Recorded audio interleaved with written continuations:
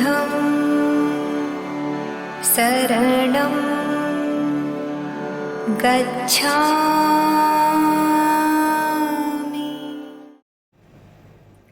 नमो बुद्धाय।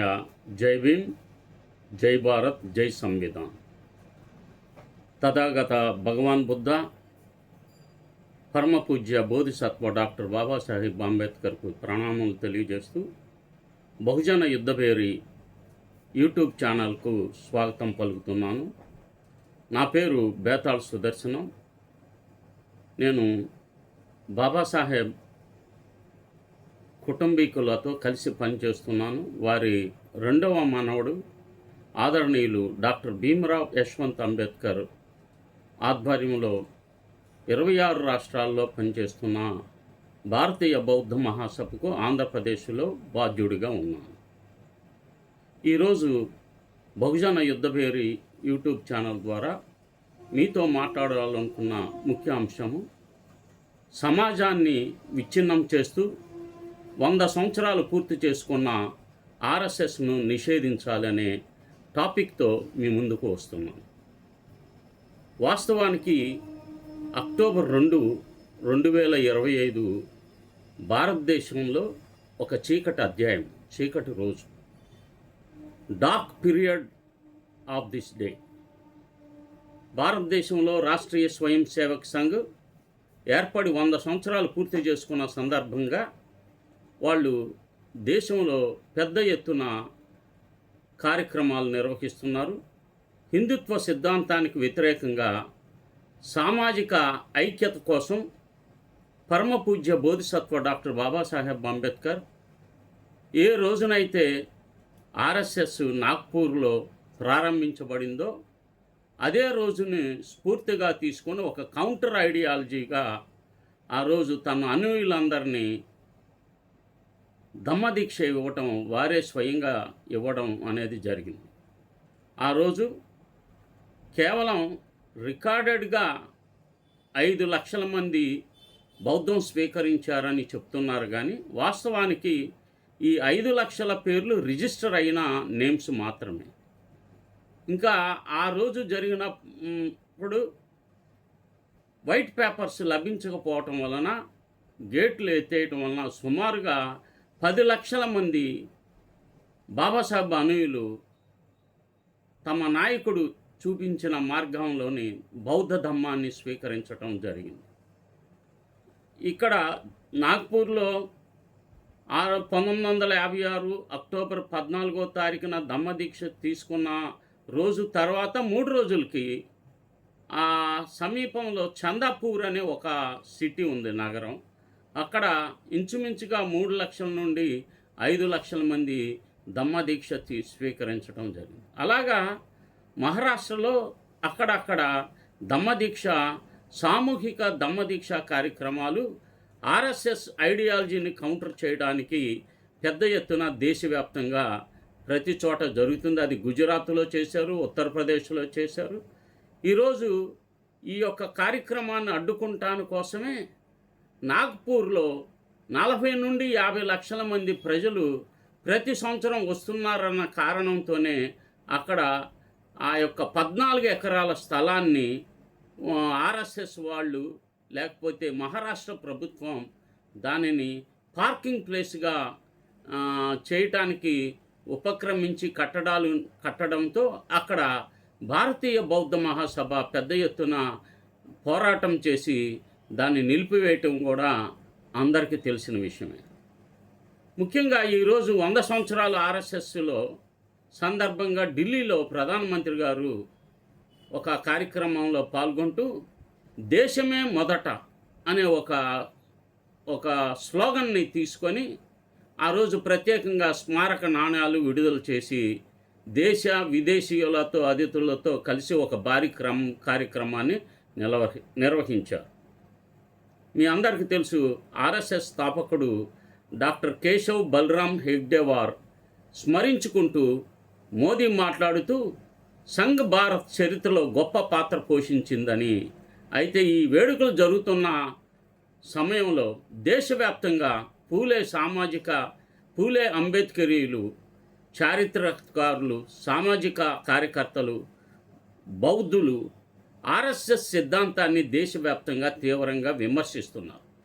వారి అభిప్రాయం ప్రకారం ఇది సమాజాన్ని ఐక్యం చేయడానికి కాకుండా వారు విద్యారంగం ద్వారా మతపరమైన విద్వేషాన్ని చిన్నపిల్లల్లోనే కలిగించడానికి వారికి ప్రత్యేక స్కూల్స్ సిలబస్ కేటాయిస్తూ విద్వేషాన్ని రెచ్చగొట్టడానికి ఆర్ఎస్ఎస్ తీవ్రంగా ప్రయత్నం చేస్తుందన్న కారణంతో ఆర్ఎస్ఎస్ను 100% నిషేధించాలి, మళ్ళీ బ్యాన్ చేయాలనే ఒక హ్యాష్ట్యాగ్ని దేశవ్యాప్తంగా అంబేద్కరీలు కంకణం కట్టుకోవాలని పిలిపిస్తున్నాం.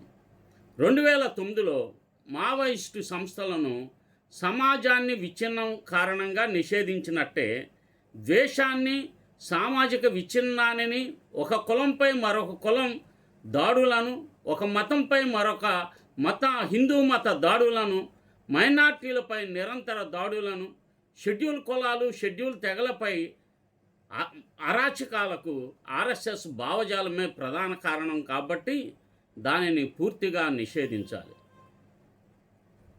ఈ భావనను దేశవ్యాప్తంగా అంబేద్కరీలు ప్రచారం చేస్తూ దీన్ని మరింతగా ఈ నిషేధాన్ని వెంటనే ఇంకా ఎన్ని సంవత్సరాలు కొనసాగించకుండా ఆర్ఎస్ఎస్ను నిషేధించడానికి పెద్ద ఎత్తున ఉద్యమించాలని నేను విజ్ఞప్తి చేస్తున్నాను.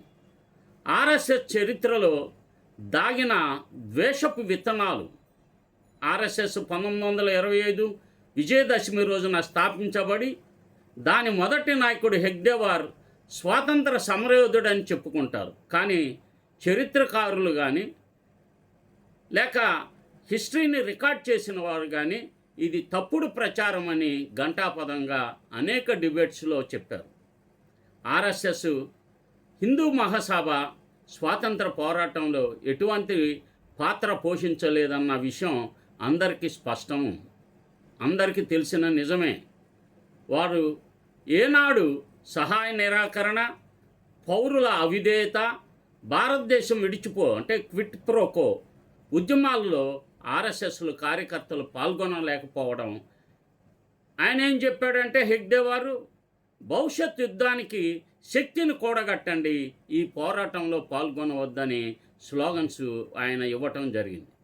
వీడి సావర్కర్ తన హిందుత్వ గ్రంథంలో భారతదేశ హిందువుల దేశమని, పితృభూమి లేని వారు క్రైస్తవులని వారు పేర్కొనటం జరిగింది. గోవాల్కర్ మన జాతి నిర్వచనం అనే పుస్తకంలో నాజీ జర్మనీ యూదులపై అమలు చేసిన విధానాన్ని ప్రశంసించాడు. అంటే వాళ్ళు ఈ యొక్క ఐడియాలజీని, భావజాలాన్ని వాళ్ళు ఇటలీ నుంచి, జర్మనీ నుంచి స్ఫూర్తి పొంది ఈ దేశంలో మైనార్టీలుగా చేసి, అంటే ప్రతి కులాన్ని కూడా కులంగా మతంగా విడగొట్టి ఏ ఒక్కరూ మెజారిటీగా ఉండకుండా వాళ్ళు ఈ యొక్క మైనార్టీలుగా ఈ దేశ 85% ఉన్న బహుజనులను మైనార్టీలుగా మార్చి తాము మెజారిటీ అనే వాదనని బలంగా తీసుకొచ్చారు. వాస్తవానికి ఈ దేశంలో మైనార్టీలు ఎవరంటే 3.5% ఉన్న బ్రాహ్మణులు తప్ప మరి ఎవ్వరు కూడా ఈ దేశంలో మైనార్టీలు కానే కారు. ఎందుకంటే ఇస్లాం సోదరులే ఈ దేశంలో ఇంచుమించుగా 13-15% ప్రజలు ఉన్నారు. కనుక వీరు ఎలా మైనార్టీలు అవుతారు? మైనార్టీలు కాని వారిని మైనార్టీలు అనే అభద్రతా భావంలోకి నెట్టి హిందూ మెజార్టీగా, ఏ హిందూ మెజార్టీ మీరు కోరుకుంటున్నారు? మీరు ఎస్సీ ఎస్టీల పట్ల హిందువులు కారని ప్రకటన చేశారు మీ స్వామీజీలు, గురీజీలు, జిఆర్ స్వాములు. కనుక మీరు ఈ దేశ మూల నివాసుల్ని హిందువులుగా పరిగణించకుండా మీరు ఆర్టిఫిషియల్ మెజార్టీ పేరుతో మీరు మెజార్టీగా కొనసాగుతున్నారు. ఈ భావనని భారతీయులు గమనించాలని చెప్పి నేను విజ్ఞప్తి చేస్తున్నాను. ఇది హిందుత్వ సిద్ధాంతం యొక్క అసలు స్వరూపం. ద్వేషము, విభజన, అసహనం. ఆర్ఎస్ఎస్ను సామాజిక కార్యకర్తలు రాజకీయ మాఫీగా పిలుస్తూ ఉంటున్నారు. దళితులను ఆలయాల్లోకి రానియకుండా ముస్లింలను 2వ తరగతి పౌరులుగా చూడటం, హిట్లర్ను హీరోగా చూపించడం, అలాగే మహాత్మా గాంధీని చంపిన గాడ్సేను ఒక హీరోగా చూపించడం ఆర్ఎస్ఎస్ ద్వేష సిద్ధాంతానికి ఫలితాలు. గాంధీ హత్యకర్త నాథురామ్ గాడ్సేకు దేవాలయాలు కట్టారంటే వీరు ఎంత తీవ్రమైన భావజాలం కలిగిన వాళ్ళు వీరిని మనం పేర్కొనవచ్చు. బాబ్రీ మసీదు కూల్చివేత ఇవన్నీ ఆర్ఎస్ఎస్ సిద్ధాంతానికి పుట్టిన ఫలితాలే. ఈ 100 ఏళ్లలో ఆర్ఎస్ఎస్ భారతీయ జనతా పార్టీ ద్వారా రాజకీయ అధికారాన్ని సాధించి మైనార్టీలపై దాడులను, కుల వివక్షత, మత విద్వేషాన్ని పెంచింది. మనం ఒక పోలిక నేను కరెక్ట్గా చేస్తున్నాను. నక్సలైట్లను, మావోయిస్టులను నిషేధం ఈ రాజ్యం చేసింది.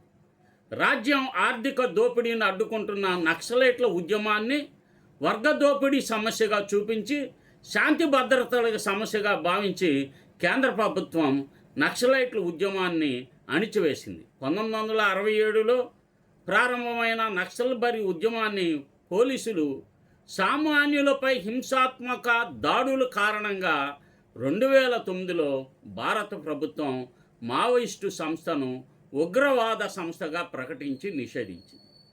మరి మైనార్టీలపై, ముఖ్యంగా ముస్లిం సోదరులపైన, బౌద్ధులపైన, షెడ్యూల్ క్యాస్ట్, షెడ్యూల్ ట్రైబ్స్ పైన మీరు చేస్తున్న దాడులు ఎన్ని సంవత్సరాలుగా ఎన్ని లక్షల మంది పైన మీరు చేస్తున్నారో మీ ఎన్సిఆర్ఐ రిపోర్టుని మీరు పరిశీలిస్తే ప్రతి 3 నిమిషాలకి ఒక అట్రాసిటీ జరుగుతుందన్న విషయాన్ని ప్రజలు గమనించాలని చెప్పి విజ్ఞప్తి చేస్తున్నాం. ఈ నిషేధం ఎప్పుడైతే మావోయిస్టుల నిషేధం విధించిందో ఐక్యరాజ్య సమితి కూడా ఇది అక్రమమని పేర్కొంది. స్వయంగా సుప్రీంకోర్టు 2011లో సల్వా జుడుమును కూడా చట్టవిరుద్ధం అని తీర్పు ఇచ్చింది. ఎందుకంటే అది హింసను మరింత ప్రేరేపించిందని సుప్రీంకోర్టు భావించింది.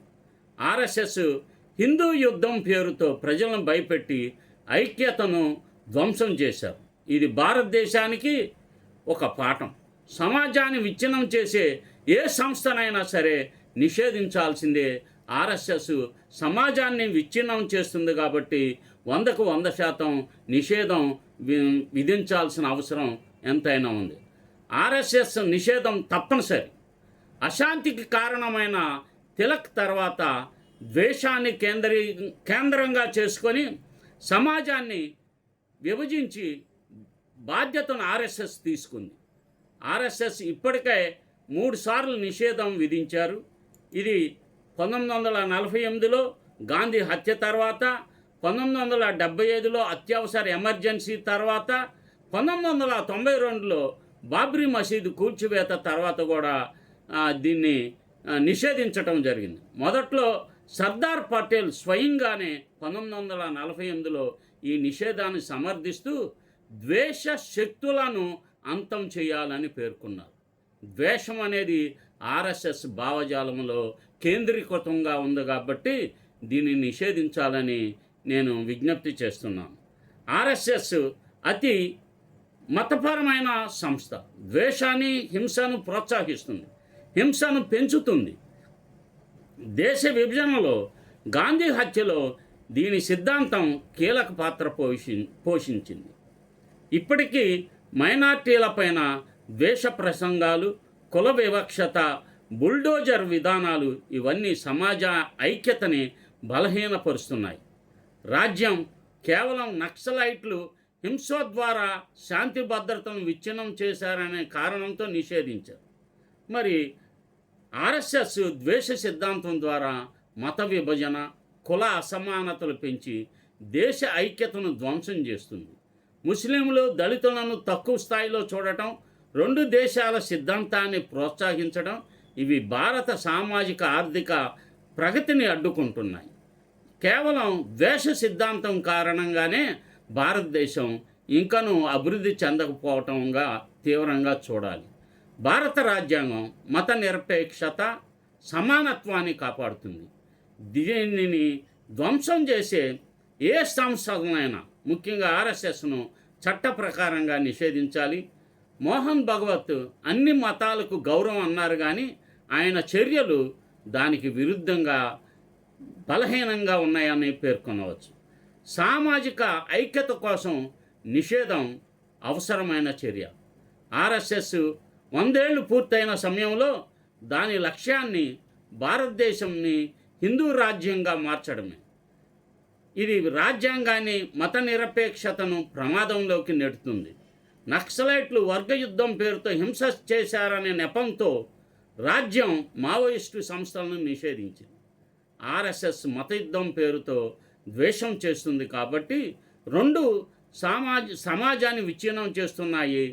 కనుక ఒకదాన్ని బ్యాన్ చేసి మరొక దాన్ని ప్రోత్సహించటం అంటే హిందుత్వాన్ని ప్రోత్సహించటమే అవుతుంది. ప్రభుత్వ అనధికార కార్యకలాపాల నివారణ నల్ల చట్టం ఉపా ద్వారా ఇలాంటి సంస్థలను నిషేధించాలి. ఆనాటి బ్రిటిషు నల్ల చట్టాలను మెరుగుదిద్ది ప్రజాస్వామికవాదులను, జర్నలిస్టులను, ప్రొఫెసర్లను అక్రమంగా నిర్బంధించి హత్యలు చేస్తుంది. వాస్తవానికి ఉపా చట్టం ద్వారా ఆర్ఎస్ఎస్లో పనిచేసే వారిపైన ఈ చట్టాన్ని ఉపయోగించాల్సి ఉండగా ఏ ఒక్కరిని కూడా ఉపా చట్టం ద్వారా అరెస్ట్ చేయకపోవటం అత్యంత విడ్డూరంగా ఉంటుంది. కనుక ఆర్ఎస్ఎస్ విషయంలో దాతృత్వం కలిగి ఆర్ఎస్ఎస్పై నిషేధం విధించట్లేదంటే ప్రభుత్వమే రాజ్యహింసకు పాల్పడిందని మనం అర్థం చేసుకోవచ్చు. ఆర్ఎస్ఎస్ నిషేధిస్తే దేశంలో సమానత్వం, ఐక్యత రూపొందించి రాజ్యాంగాన్ని రక్షించడం ద్వారా ఇది అత్యంత అభివృద్ధి బాటలో దేశం ముందుకు వెళుతుంది. ఆర్ఎస్ఎస్ 100 ఏళ్ళు ఒక ఘట్టమైన దాని సిద్ధాంతం భవిష్యత్తుకు ప్రమాదం. స్వాతంత్రోద్యమంలో ఆర్ఎస్ఎస్ పాత్ర లేకపోవటం, దేశ ప్రచారం, ఇవన్నీ దాన్ని నిషేధించాలని అవసరాన్ని స్పష్టంగా చూపుతున్నాయి. భారతదేశం మతాలు, కులాలు పక్కన పెట్టి సమానత్వం, విజ్ఞానం, ఆర్థికాభివృద్ధి దిశగా నడవాలి. అప్పుడు మాత్రమే సత్యమేవ జయతే నిజంగా సాకారం అవుతుంది. సమాజం మేల్కొని విద్వేష శక్తులను అంతం చేస్తే మరో 100 ఏళ్ల తర్వాత కూడా భారత్ ఐక్యంగా, శక్తివంతంగా ఉంటుంది. నమో బుద్ధాయ. జై భీమ్, జై భారత్, జై సంవిధాన్. ఆర్ఎస్ఎస్ను నిషేధించాలి. జై భీమ్.